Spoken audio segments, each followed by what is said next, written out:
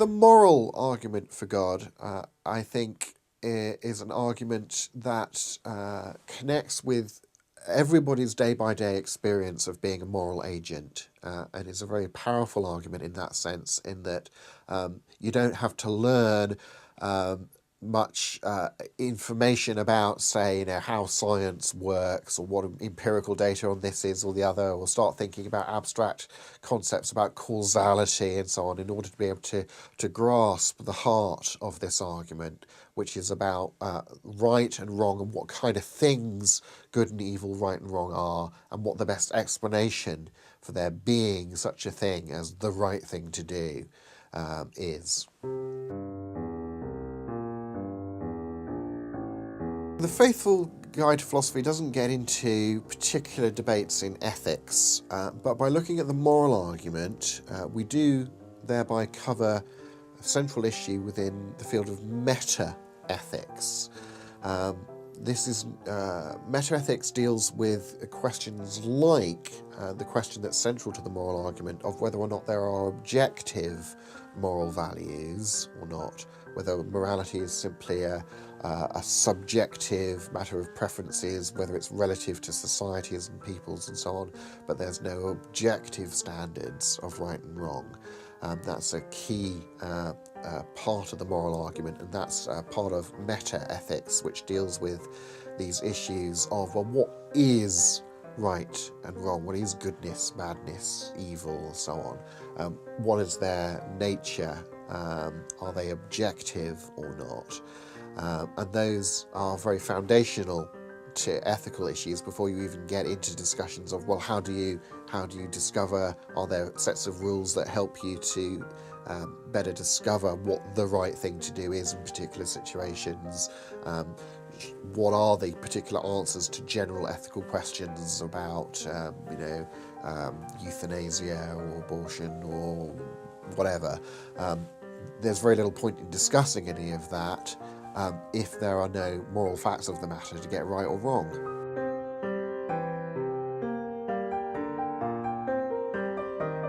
We've mentioned the principle of credulity a number of times in different discussions. This shows what a useful, interesting thing the principle of credulity itself is.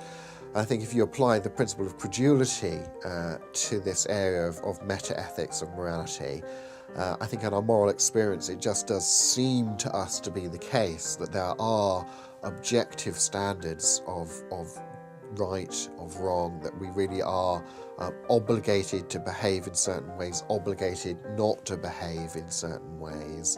It seems like there is this transcendent moral obligation and prescription upon us. And if you follow the principle of credulity, you would say, well, then that probably is the case, and the burden of proof is actually on the moral subjectivist, who is really coming up with and saying, it might seem that way, but you're mistaken, and here's why.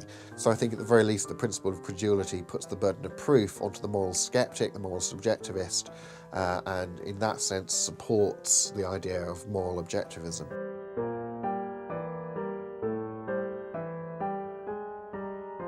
So we look at a couple of typical arguments against moral objectivism, therefore for moral subjectivism in the chapter. I think a particular argument that comes up again and again is the idea that because there's moral disagreement, there's disagreement amongst moral opinions, that therefore there can't be any such thing as a moral fact of the matter. And that's a very bad argument. It's a conclusion that simply doesn't follow. It doesn't follow from the fact that there's disagreement about something, that there's no fact of the matter about something. If you were going to be consistent and you thought that was a good argument for moral subjectivism, you'd have to be a subjectivist about science as well, for example. So there's plenty of disagreement within science about what fundamental theory is true, whether string theory is true or not, so on. But just because there's a variety of opinion and disagreement about matters like that surely doesn't mean that there's no fact of the matter for science to ever discover.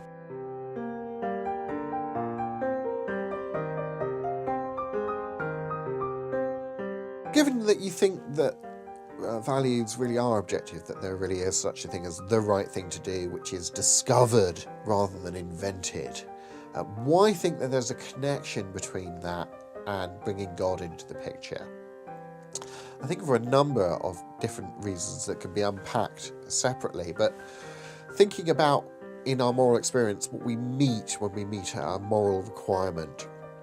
We meet a moral ideal that prescribes our behaviour, that is, tells us what we should do rather than simply just describing what we might actually do. It says what we should do, and that we are rightfully obligated by. We are obligated to behave in that way rather than another way, say. But these concepts, say, of prescription, of obligation, seem to only make sense within a personalistic concept. I can't be obligated by something that's non-personal.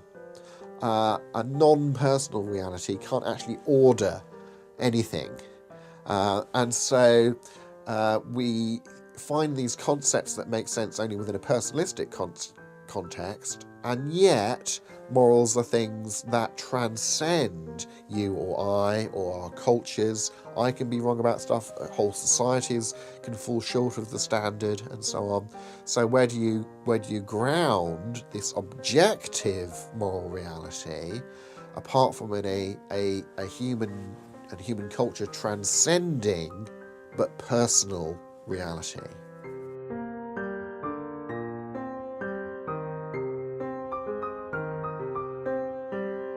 Apart from objecting to the idea of moral objectivism, there are a number of standard objections to the moral argument. I think the main one is the Euthyphro dilemma that traces back to a dialogue by Plato, in which a character asks whether what is right because the gods command it, or do the gods command it because it is right?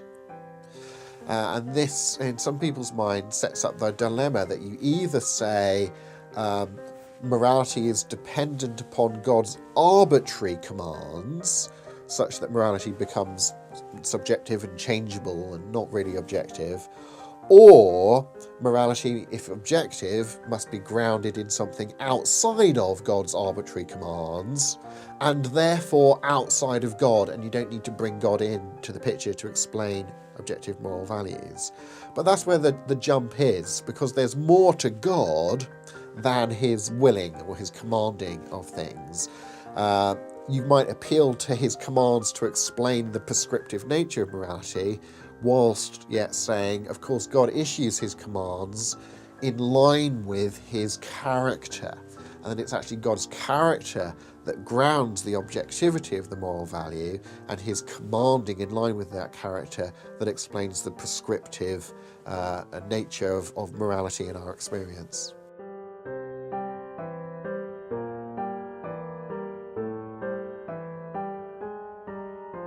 The particular response to the moral argument that's used by neo-atheist writers who simply don't understand the argument, to make the objection that, how can you say that atheists can't be good people, or that atheists can't know the difference between right and wrong if they don't believe in God or believe in the Bible or something like this, which is, of course, a complete misunderstanding, misrepresentation of what the moral argument is claiming.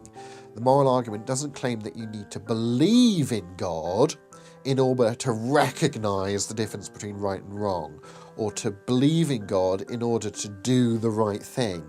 What it's saying is that there couldn't be such a thing as the right thing to do, objectively speaking, unless there were such a person as God.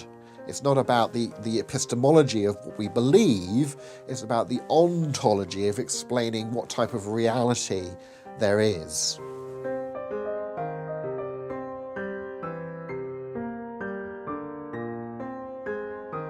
The biblical viewpoint from St. Paul in writing in Romans is he says even the Gentiles who do not have the law show that they have the law written on their hearts when their consciences sometimes accuse them of doing the wrong things and sometimes justify them of having behaved correctly. So St. Paul says, these heathen Gentiles who don't believe in God, don't have the Old Testament scriptures and so on, nonetheless they can know and do the right thing. So the biblical view is you don't need to believe in God in order to know or to do the right thing. But you do need to appeal to God within your worldview in order to have a coherent explanation of why there is such a thing as the right thing to do that you are objectively obliged to do.